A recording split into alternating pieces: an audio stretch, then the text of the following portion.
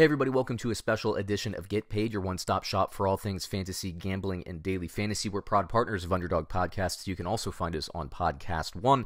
You can also find us on YouTube, youtube.com/The Underdog. For all of those listening and watching on YouTube at the moment, you'll notice that my camera and my lighting quality is less than usual. I am still traveling for Thanksgiving, so let me say this. I hope everybody had a great Thanksgiving. I hope everybody who traveled had smooth and, safe travel and all that. Like I said, I'm actually broadcasting. I did a podcast earlier this week from my hotel room. I'm broadcasting from my brother's basement in North Carolina. I'm going to be driving back to Chicagoland tomorrow. I'm not looking forward to that. But I'm going to be doing, in today's episode, the start, sit, and the touchdown prediction analysis for every game Sunday and forward. We already missed the Thursday games. Like I said, it's just been kind of a great week, but a long week. And once again, I hope everybody had a great week. If you're looking for a specific game, I'm going to be doing these differently because usually I go position by position, game by game. This one, I'm lumping all the positions together in one full episode. So if you're looking for a specific game, I will just talk game by game. Check the timestamp below. But let's dig in. Fourth game of the week because the first three are already over. By the way, that Buffalo-Dallas game, that was not an upset. I don't know why everybody's saying that. Buffalo was the better team coming in. They had a better record, and they won the game. They should have won the game. I don't know why everybody's talking about upset. But, it is what it is. Buffalo's good, everybody. Get over it. But let's talk fourth game of the week, Green Bay versus the New York Giants. I think Green Bay bounces back. But what do my fantasy football analytics and predictors say? They say Aaron Rodgers is a definite start with 2 touchdowns. They say that Aaron Jones is a definite start getting in the end zone once. Jamal Williams, I think, is a potential touchdown candidate. I think Devontae Adams gets in the end zone for sure this week, but I don't like a lot more for Green Bay. I need to see something more out of these Green Bay receivers behind Devontae Adams. They need somebody to step up so that he gets some more support there. For the Giants, I see Daniel Jones as maybe a fringe start, but probably not. I like what the offense, they're starting to move the ball and score with a little bit more consistency, but I think you can find better out there this week. Saquon Barkley's a start every week. I do think that he has a great shot to get in the end zone. I think Sterling Shepard is a start and gets in the end zone. Golden Tate, I know he's been in the injury list for a while with the concussion. He's a fringe start. If he doesn't go, I say start Darius Slay. If he does go, then I say sit Darius Slay. Evan Ingram, I know the tight ends are all banged up for the Giants, but whoever starts it for tight end in the Giants, I do think that tight end gets in the end zone this week. I like the matchup for them. Next game on the list, we have New Orleans versus Atlanta. I do have Drew Brees as a start. I'm sorry, retrospectively, it's the 5th game on the list. New Orleans and Atlanta already happened. New York Jets versus the Cincinnati Bengals. Darnold as a fringe start, throwing 1 and about a half touchdowns. I have him, so right on the border between 1 and 2, but I think he's a fringe start certainly this week, playing a lot better. If you caught my my stuff at the beginning of the week, I said Darnold has been over 30 points fantasy-wise. 2 games in a row, he's been over 20 points 3 games in a row. He's doing quite well. You have to pay attention to him. Le'Veon Bell, believe it or not, I believe he will get into the end zone this week. Let's see here. I don't like the receivers outside of Jamison Crowder. I think Crowder gets in the end zone once to twice. And I'm starting to like Ryan Griffin quite a bit. Every week going forward, I think he gets in the end zone as well. For the Bengals, I always say Sam Darnold. No, that's the competition. Andy Dalton, the quarterback, he's going to be taken back over for Cincinnati. That was kind of like an early week development, but I missed it in my initial kind of analysis here because that news had not dropped yet. But Andy Dalton will move this offense. I think, especially in daily fantasy, he's a great pickup and play budget-wise at the quarterback position. Joe Mixon, I actually have as a start. I haven't had him as a start in weeks. I don't think he'll get in the end zone, but I think he'll finally get you enough yards to warrant the start. Let's see here. Tyler Boyd, I think, finally has value again. Start him. Auden Tate. Erickson, I think they'll all be good. Although if A.J. Green ends up playing, he's been perpetually questionable this year. If A.J. Green plays, I think he's a start. But in terms of touchdowns, I think the second receiver. So if A.J. Green plays, I like Boyd to get the touchdown. If Boyd plays, although I think he's a start, I don't think he gets in. I think Auden Tate will get the touchdown. So it's like the second most thrown to receiver there. I like the top 3 receivers on the depth chart for the Bengals, but I only think one's going to get in the end zone. As for tight end, Uzomah, Eifert, I don't think either one of them are start worthy. I don't think either one of them score. Next game on the list is Oakland versus Kansas City. Huge game for the AFC West. If Oakland can win that game, they pull into a tie both in the head-to-head and in record-wise. That's a huge game for them. The game is in Arrowhead.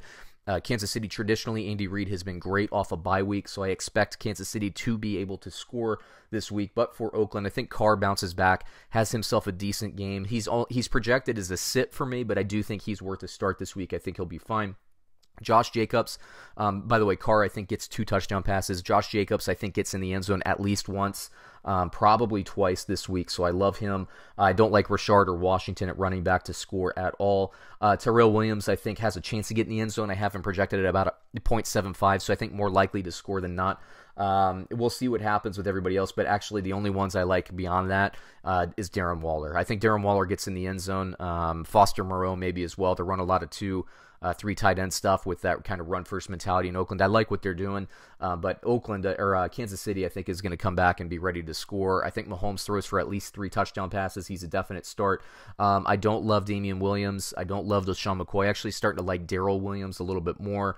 All of those guys to me are fringe starts. I think the most likely guy to get in the end zone is Darrell Williams. I might have said Daryl Moore there, but I meant Darrell Williams. Let's see, I think Tyreek Hill gets probably his best game of the season. I think he gets in the end zone 2, maybe even 3 times. So my projection is just saying it's nuts. Sammy Watkins, I think, is worth a start, but gets you more yardage and catch accumulation. And then Travis Kelce, I think, gets in the end zone. So Tyreek Hill, I think, is a double touchdown game this week. I love him this week in fantasy wise. I think he's worth the budget in daily fantasy. So check him out there. Next game on the list, we have Philadelphia versus Miami. Carson Wentz, in spite of not having a deep threat, I do think he throws for 2 touchdowns this week, so I have him as a start. I think that Jordan Howard and Miles Sanders are both starts, but I think Miles Sanders is more likely to get in the end zone, and Jordan Howard this week is more likely to get you yardage accumulation to be worth that start.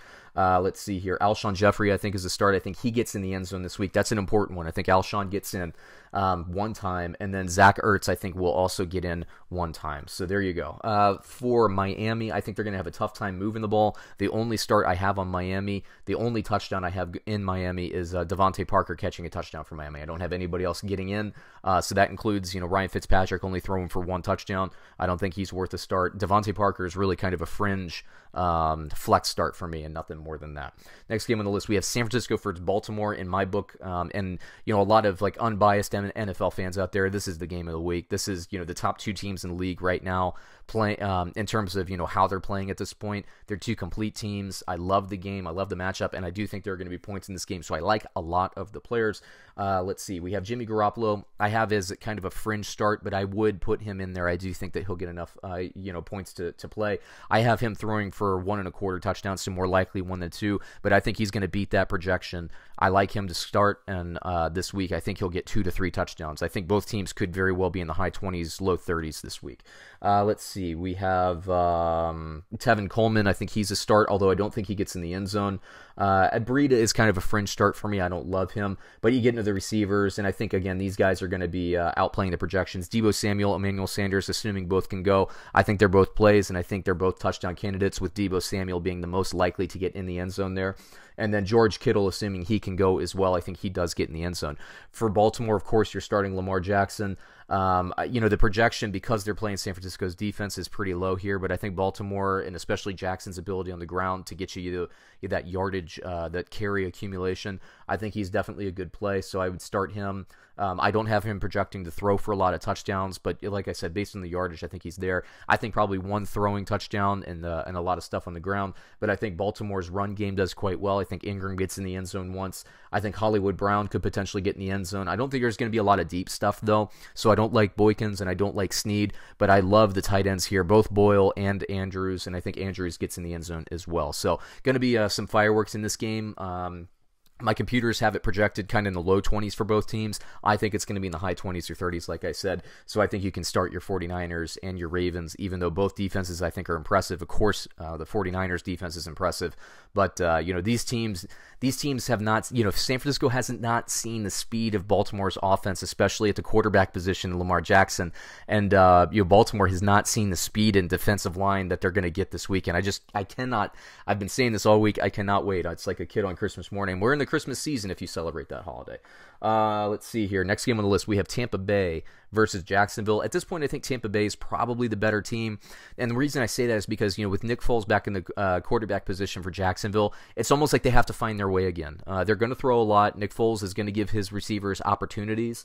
But let's just get into the fantasy stuff. I do not have Jameis Winston as a start this week. I have had him as a start the last 2 or 3 weeks, not this week. I don't love the projection against Jacksonville, and I don't like Ronald Jones or Peyton Barber either, but I do like, just based on, amount of catches and accumulation, I think Mike Evans, not Chris Godwin, Mike Evans gets in the end zone. I think that Chris Godwin is certainly worth a start, though. I think he'll get you yardage accumulation, so he'll get in there. I think if there's a week where O.J. Howard gets back into the end zone, this is a likely week for that, but I don't love O.J. Howard any week anymore. He's just not a factor in Bruce Arians' offense and what he's putting together there. So I think you can expect probably O.J. Howard, to be traded around draft time or waived or something like that. I just don't see the reason for him to be a Buccaneer. He's too talented to be kind of toiling away where he is in this offense. Moving on to Jacksonville here. Nick Foles, I think, is a definite start. I think he throws for 1 to 2 touchdowns. I think Fournette grabs one of those touchdowns in the air. I like him quite a bit. I think DJ Chark gets in the end zone. I think Chris Conley will get you enough catches and yards to warrant the start. And then keep an eye out for D.D. Westbrook too. But like I said, I like Conley just a little bit more this week, and I don't like tight end at all for Jacksonville. Next game on the list, we have Tennessee versus Indianapolis. I like Tennessee and what they've been doing. I've been saying this for weeks. I think Ryan Tannehill adds another layer to this offense that they've desperately needed for weeks. Mariota is not a guy that can push the ball downfield consistently. Once they made that move to Tannehill, I think they're like 3-1 or something like that. And the bottom line is Tannehill's getting 300 yards a game at quarterback. The only game they lost is when Tannehill threw for a couple interceptions. So if he can dial those back, I think it was to Carolina or something like that. But if he can dial those interceptions back, this team is really tough to beat, and the defense is tough too. They play strong defense. So, Indianapolis is banged up at receiver. They haven't played since Thursday night last week, so, they've had some extra time to game plan. I like Indianapolis. They're just not at full strength, and I love the coaching staff. I love Frank Reich. I think they're putting together a great program there. Of course, they have the offensive line, but they're just banged up, okay? So I think Tennessee will be able to handle them, even though it's a road game. They're getting points, too, so if you're better, I actually picked them in my pools this week, a lot of high-value pools, so I'll take that for what it's worth. But Tannehill I have basically a fringe start, fringe sit, but I do think he'll outplay the projection, although I do like the Colts defense. I like both defenses this week, by the way, in this game. But let's see. Tannehill, I think he throws for 1, maybe 2. Derrick Henry, I do think gets in the end zone once this game. Corey Davis, I think, has a chance to get in the end zone this game. I like him. Don't love A.J. Brown as much. And then the tight end there, whether it's Jonnu Smith or whether it's Delaney Walker, kind of pick whichever tight end is your favorite in this offense. For me, I just think Jonnu Smith is playing a little bit better these days with Delaney Walker kind of being banged up as of late. But I think the tight end here for Tennessee gets in the end zone. For Indianapolis, Jacoby Brissett, again, a fringe start. I'd probably sit him this week just because I just have questions about these wide receivers and the injury and the wide receiver core. Ebron's now on the injured reserve. It's just tough, man. They're losing pass catchers like crazy. Jonathan Williams, I do think, is a start. I question whether or not he gets in the end zone. With Mack out, I think Nyheim Hines in a PPR league is worth a start, although I don't think he'll score. I think he's worth a fringe kind of play, maybe a daily fantasy budget type play. T.Y. Hilton, I think, bounces back and gets in the end zone. But I don't like any of the other pass catchers aside from Jack Doyle. Now that Ebron's out, they're not going to be splitting those reps anymore. So Jack Doyle is a great sleeper tight end this week. You can definitely scoop him up on waivers in a lot of leagues. I think he might even be worth a flex play. Play 2 tight ends if you have to, because who else are they going to throw to? They need to throw to Doyle, and he'll be highly targeted. He'll get at least 12 targets in this game, I bet you. So there you go. Next game on the list, we have Washington versus Carolina. Washington is not playing well. Dwayne Haskins is not ready to be an NFL starter. He's just too raw at quarterback. Carolina is a defense that thrives on turnovers. I think they'll force a lot of turnovers. I do think Carolina will score. Washington might get in there. Now, if you watched the game last week, any of the game last week, Terry McLaurin was wide open in the end zone like 2 or 3 times, and Haskins just didn't hit him. I do think at some point they'll connect on that stuff. I like McLaurin. I don't like anybody else for Washington, including Geis and Peterson. So McLaurin, I think, could get in the end zone and nobody else. Now, for Carolina, I don't like Kyle Allen at all, but I think Christian McCaffrey goes off. I think he has 2 to 3 touchdowns. I think DJ Moore and Curtis Samuel will get enough yardage to warrant the start. DJ Moore, I have projected at 0.6 touchdowns. So I think between McCaffrey and Moore, there will be 3 touchdowns. They might all go to McCaffrey, or maybe it'll be 2 for McCaffrey and 1 to DJ Moore, but that's my thinking there. Greg Olsen, I think, is a start. Again, I don't know that he gets in the end zone, but I think he'll get you enough catches and yards definitely to warrant the play. We have, let's see, I think 4 or 5 games left here. We have the Rams versus the Arizona Cardinals next. Goff, although he's been a disappointment this season, I do think he throws for 2 to 3 touchdowns in this matchup. Todd Gurley is worth a start. I tend to think he's not going to get in. He's not a factor in this offense, which is ridiculous. Shame on Sean McVay. I've been saying it all year. I think it's McVay's fault. I'm not buying into the injury stuff. I've seen the games. I've seen Gurley for years and years. The big difference to me is he's not getting the volume of carries. You may disagree with me, but that's what I'm seeing. Let's see here. Brandon Cooks, if he plays, Robert Woods, if he plays, assuming they both play, I think they'll be all right. I think that, let's see here, Cooper Kupp has a great game. I think Cooper Kupp gets in the end zone. Cooks and Woods, I don't think get in the end zone. So I think it really, the touchdown passes will go to Cooper Kupp this week. For Arizona, let's see, Kyler Murray I have as a sit. I think he'll throw for maybe 1 to 2 touchdowns to get you some rushing yards, but I think he can do better on the waiver wire. The running back position is interesting. If you think David Johnson is the better of the running backs there, you could start him, but they have Kenyon Drake. It seems like Kingsbury doesn't love David Johnson, and Chase Edmonds is potentially playing this week. I actually think Chase Edmonds is going to get most of the carries if he's healthy. That's the big if right now. The bottom line is that the starting running back, whoever you think is the best running back for Arizona, I do think gets in the end zone this week. It's just a matter of what it is, and it's a 3-headed monster there. I think, like I said, Chase Edmonds is Kingsbury's favorite guy, so if he's 100% ready to go, I think he'll get in the end zone. If not, then you're looking at probably more, in my opinion, Kenyon Drake than David Johnson, but we'll see. Let's see here. Wide receiver, Larry Fitzgerald, although I think he's worth a start, I don't think he gets in the end zone. I do think Christian Kirk gets in the end zone this week for Arizona, and then nobody else for them. Next game on the list, we have Cleveland versus Pittsburgh, the revenge game. Baker Mayfield I have projected as a sit, but as I've been saying, the early part of the season, everybody was down on Cleveland. I wasn't down on them. I just thought they had a really tough, difficult schedule. I thought they were a little bit overhyped coming into the season. As an NFL bettor, I've done pretty well predicting what Cleveland's been doing, but what I've said is, starting around that same Buffalo game time, I said, this is the time when Cleveland's going to start to put it together and go on a little run before the end of the season. I like what Baker Mayfield's doing, although I have him projected as a sit. I do think he gets at least 2 touchdown passes this game. I think he'll get it going. Nick Chubb, I do have as a fringe start this week. Kareem Hunt is killing. He's siphoning off some of that value, which I hate. I think you need to keep giving Chubb the ball. But Kareem Hunt's pretty good too. What I don't like seeing, though, is if you're going to split time, I don't like giving these running backs defined roles. What I'm saying is Kareem Hunt, I don't mind if Kareem Hunt gets 30% of the touches or whatever the number is, but I don't think he should be looked at as only a pass receiving running back. I think he should get more carries, because what happens is the defenses, when they see the player packages come in, they're thinking, oh, it's going to be a pass. Let's change our defense up. It's audible, blah, blah, blah. When Chubb's in there, they're thinking, okay, more likely than not, this is going to be a run. This is what Cleveland's been doing as of late. I think it's too predictable, but both running backs from a fantasy football point of view, I think, have some value. I still say I'm a sit on Kareem Hunt this week and a start on Chubb. I don't think Chubb gets in the end zone, but he'll get you the volume. Let's see. Odell Beckham, I do think he'll get in the end zone. Now, this is my opinion. My analytics say no. I say yes. I think Baker Mayfield hits him for a touchdown this week. I think Jarvis Landry gets back in the end zone. Keep an eye out for David Njoku if he's going to be activated or not off the IR. I think this is a good matchup for the Cleveland tight ends. If not him, maybe Harris, but honestly, I would only start Njoku if he's playing. Otherwise, I would just kind of take another week and sit back for the Cleveland running back. For, let's see here, Pittsburgh, Hodges is a sit.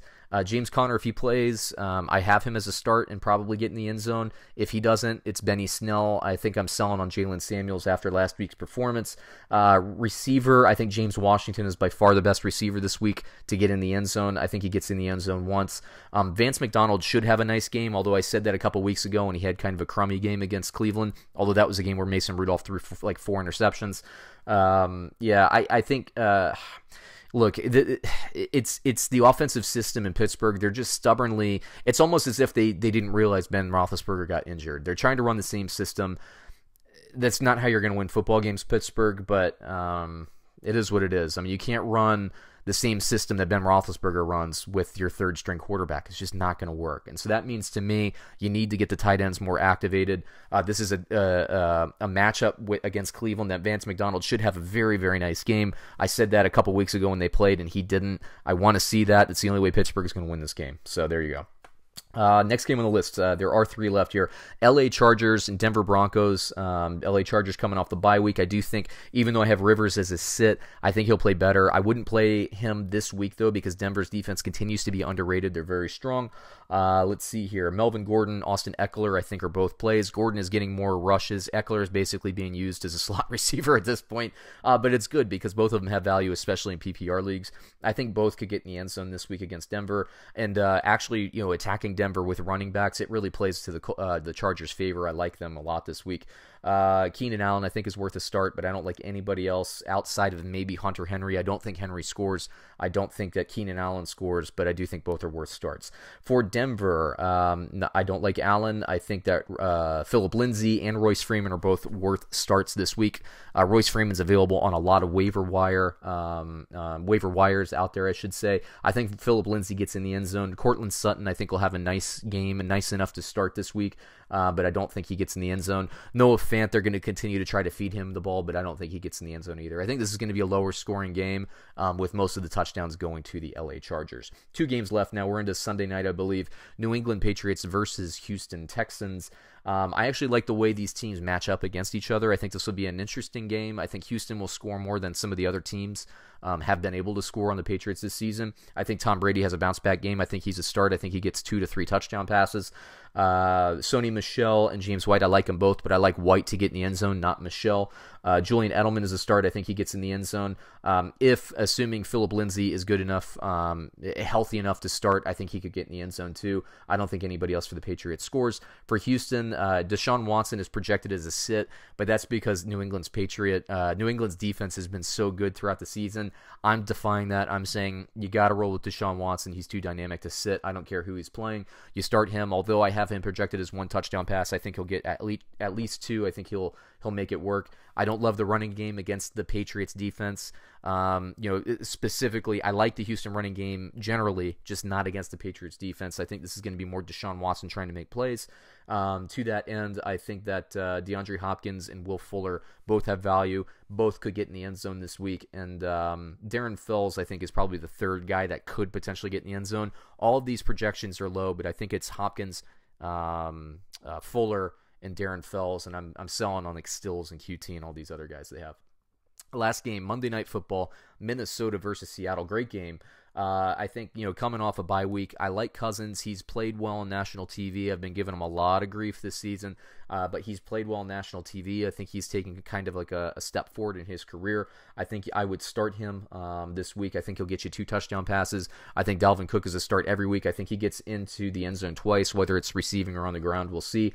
I hope Adam Thielen can play. If Thielen can play, if he does play, I think Minnesota can beat Seattle, but I think he has to play to beat Seattle. If he does, I think he could get in the end zone, but actually I think Diggs is the more likely to get in the end zone. So again, I think the Vikings are looking at maybe 3 touchdowns, 2 through the air at least. And whether, Cooks grabs one of those or gets in the end zone on the ground, I don't know. But I do like, once again, Thielen and Diggs. If Thielen doesn't go, it makes me like Kyle Rudolph a little bit to get in the end zone here. Rudolph has a great matchup against the Seattle Seahawks defense, so he could get in as well. So a lot to like there. Now, Seattle, I think they're also going to score. Russell Wilson scores well every week. I think he gets in the end zone 3 times. Chris Carson, assuming they let him carry the ball again because he's putting the ball on the carpet a little bit too much, although I think he'll be back. He is the better of the running backs. Let's be real about this, and they need this game. This has massive playoff implications, this game. So, Seattle, I think they'll run the ball with Carson. I think Carson gets you yards. I don't think he'll get in the end zone against Minnesota's defense, but I love Lockett this week. And DK and Metcalf, although he dropped a lot of passes and recently he was streaking behind the defense, I think he'll get another opportunity to get in the end zone. So I like Tyler Lockett to at least get in once. I like DK Metcalf to have a red zone opportunity for sure. And then Josh Gordon, just keep paying attention to see what he's doing. I don't have him as a start yet, but he's going to keep coming on in this offense and make it better and better. And lastly, I actually really, really like Jacob Hollister this week for Seattle. I do think he'll get in the end zone. So again, I think there's going to be nice scoring on Monday Night Football. So I think there's a lot to like there. So there you go. There's my Thanksgiving edition for my brother's basement this week. We'll be back next week, with our usual video set. Not so haphazardly put together, but I want to get something out there for everybody. So once again, everybody, thanks for watching, and we'll catch you on another episode soon. Thanks, everyone.